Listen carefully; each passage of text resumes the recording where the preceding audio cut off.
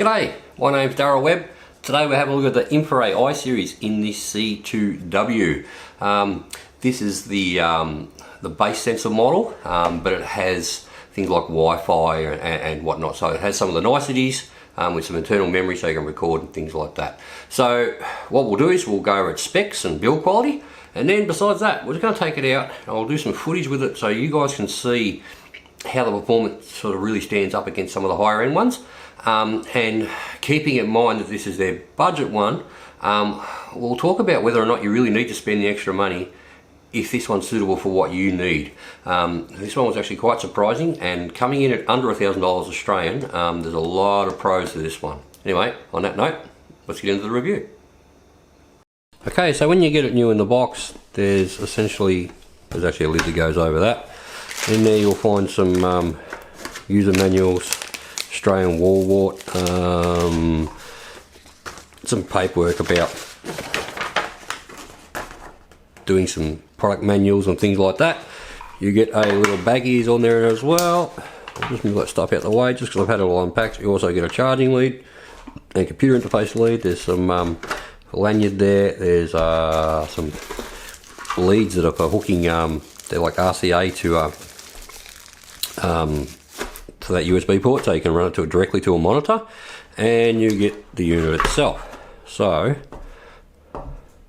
let's move this stuff out of the way and we'll get onto the actual unit, because that's the bit you're all interested in. Okay, so the unit, as I said, in most ways is very similar to the E3w.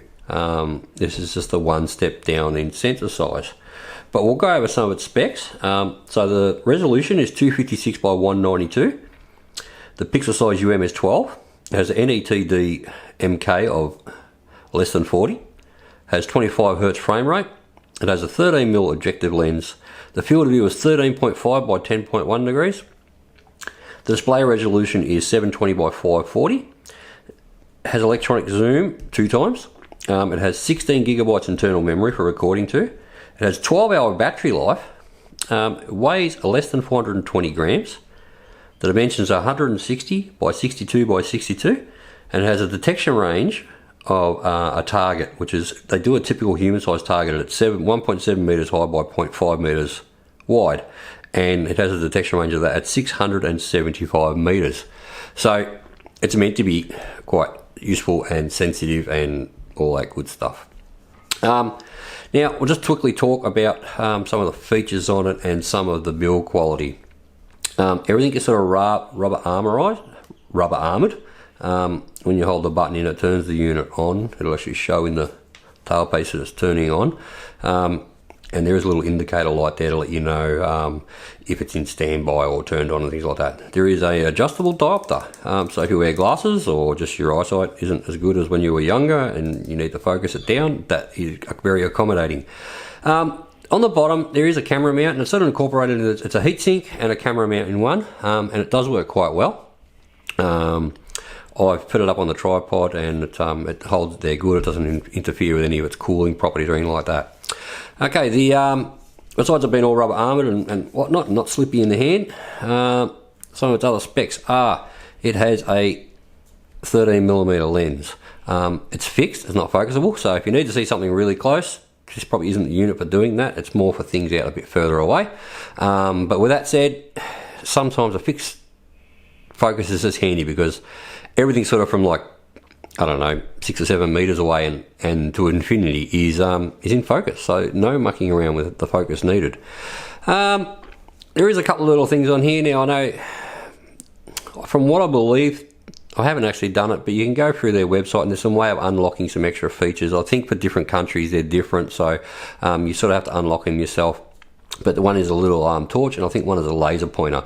I haven't played around with either of those, but I'm sure they both work if that's something you want to activate in there. As far as the outlay of the button goes, I like it just like the E3w, that when I'm using it, I put my 3 fingers on there and that's it. Everything I know. If I want to take a photo, I just press that. If I want to start recording, I hold it longer and it starts recording. If I want to zoom in, I press the magnifying button. If I want to go into the menu, you long hold the magnifying glass and it brings you into the menus. And that is there, this last button, that's for going through your different color palettes. So it's got quite a few different color palettes, you know, black hot, white hot, all the sort of standard stuff, and you can switch between them quite quick and easily with that. So I figured the start and stop recording, taking photos, color palettes are definitely going to want all the time, and the menu you might want occasionally, or just maybe even some electronic zoom. So, and that's the power button. To turn it off, you long press it and it will see a little countdown in there and it turns off. If you just quickly press it once, it will go into sleep mode, and just like a power saving function, turns off the screen out inside. And then when you need it, you can just press it and it's almost instantaneous, it's awake and going, so there's no sort of start up time. But all in all, for the build quality, I think it's quite high. It's sort of what I've come to expect from Infiray after a couple of their devices I've used now. They seem to take good, there's a lot of thought that sort of goes in it, because a lot of things, you know, there's little niggles, there's little problems. I'm not noticing any of these, so I think the product's really, you know, it's a mature product. They're not experimenting and working out what they need to do. They've already got all their bugs ironed out, and it's ready to go to market and does very well. So we'll leave the build quality at that. Okay, so you turn your Wi-Fi on your phone and you open the Infiray app, and you press on the viewfinder, and it will show you live what's coming through the actual device. So there you can see that there. We're looking at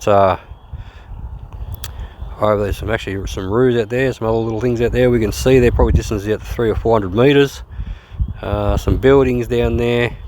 Some more roos coming in the shot there. They're probably out 400 meters plus.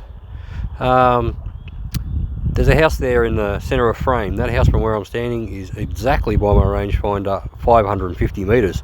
And all the roos you can see tonight are just on the other side of the road from it. So probably at about 500 meters. Wow, 450 to 500. But that gives you an idea of what it's actually showing, you know, like you can see cars moving across there. Now why it's like that, I'll go through some of the palettes. So you can see at the moment it's black hot. Alright, that's one of its kind of white hot. We'll just move it around there so you can sort of see. Again, those roos are still standing out quite good. They stand out real well actually, you'd have no trouble finding them. This white hot here, you can see there's a little bit of blue flashing on things that are very hot, so it must be the hottest part of the scene. Let's try again the next palette. That's like a fusion.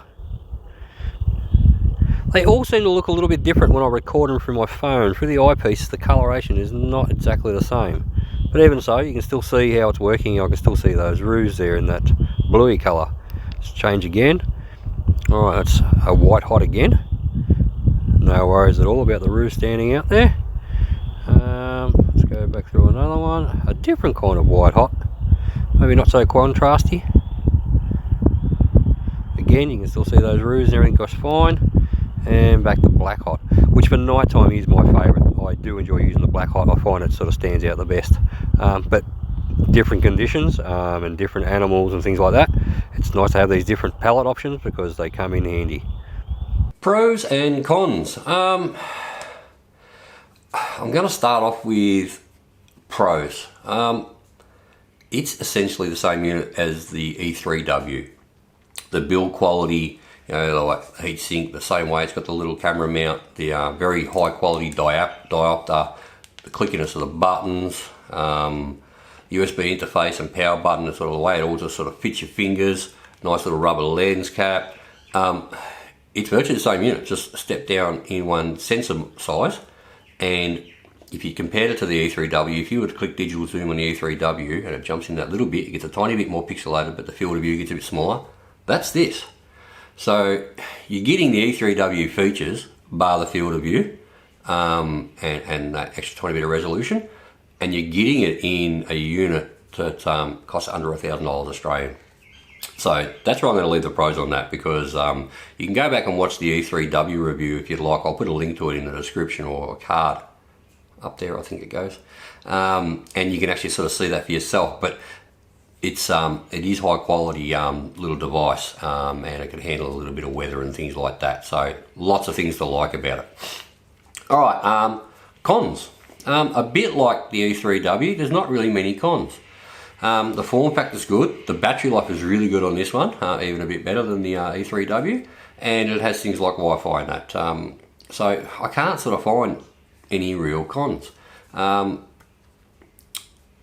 For its intended purpose, it does everything it's meant to do quite well. So cons, there isn't none. You're getting a high quality build quality, and you're getting it at a good price. So that's it. No cons. Let's just do a conclusion. I've used this enough now to work out where it sort of fits in, and I feel that if I hadn't used higher spec models and sort of got used to a little bit more detail, I would have been more than happy with this. And I think this is really well suited to rim fire distances. If you're using center fires, it doesn't really matter much, because usually you got to come in a bit closer to identify what they are, and that's sort of that's the difference. But if you could see a pig at 100 meters, you're going to know that it's a pig or a kangaroo, or you're going to get a pretty good idea what they are. And that's why I think this one suits. It's for people who are wanting to get into it, and probably aren't too fussed about having the latest and greatest, because let's face it, some of the thermal stuff is expensive. But at under $1,000 Australian, this definitely gets you into the world, and you will see stuff that you don't see with night vision and things like that. I'll notice things like mice playing in trees at 25 meters, whatever, no worries. So you do just see, you may not know what it is if it's further away, because the pixelation is a little bit bad having the lower resolution sensor, but you'll know something there, and you can get out there and go check it out. And as you would have seen in the footage, you can see kangaroos and things like that size animals out quite a long way. I said that house in the background was out at 500 meters, so you can see things most of the way out to that distance, and that's a long way for any type device. As I said, you are getting into the thermal world. It's not a toy. The build quality and everything's good. It's just got the lower resolution sensor, but you're getting a very, very high-end package build-wise and feature-wise in that package. Anyway, on that note, if you like this video, please give it a thumbs up. If you didn't like it, thumbs it down. Tell me why in the description. And I'll have some more thermal stuff in the future, I think. I'm enjoying doing it, and I'll try getting more done. I've had the flu, and I've been really, really busy, so doing reviews on other things, and I've still got more stuff coming. Anyway, on that note, we'll leave it at that. Bye for now.